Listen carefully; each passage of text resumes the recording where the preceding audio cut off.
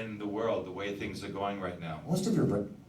So it would seem that, Persinger was onto something, and yeah, and how exactly would that happen? Well, this guy is another key factor.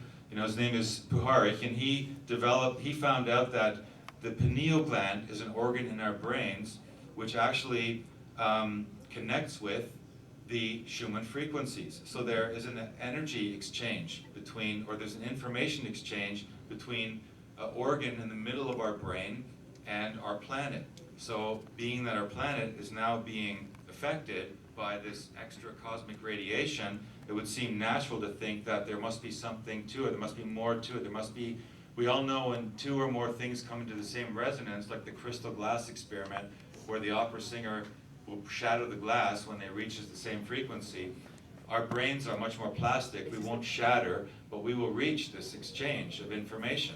So, Dieter's talking about how in the ancient traditions, the pineal gland that is open gives us the ability to perceive our world unadulterated, to recognize manipulations and lies.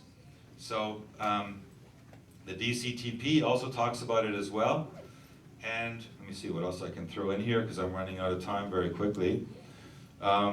This man here is a German physicist, Burkhard Heim, who's talking about how our matter is subject to a process of action which is controlled by the spiritual dimensions. So again, we have evidence scientifically that this information coming from us can alter our perception of reality from other dimensions, from which these informations, these scalar waves, these scalar informations are coming from. So it comes down to essentially us having to now decide for ourselves. And I chose this quote by Jim Morrison because I think it's very powerful. The most important kind of freedom is to be what you really are. To trade in your reality for, you've traded in your reality for a role, you've traded in your sense for an act, you've given up your ability to feel, and in exchange put on a mask. There can't be any large-scale revolution until it's a personal revolution on an individual level. It's got to happen on the inside first. So each of us, what I'm saying here at the end is, we can't wait for white hats to come and fix our world.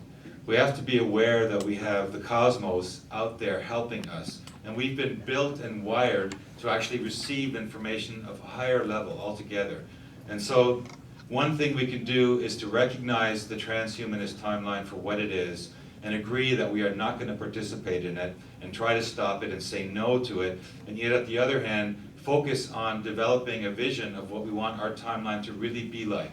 And we have the perfect conditions for us to visualize that being provided by the cosmos right now, and we've got all the organs and all the hardware in our bodies to be able to use it to manifest those visions.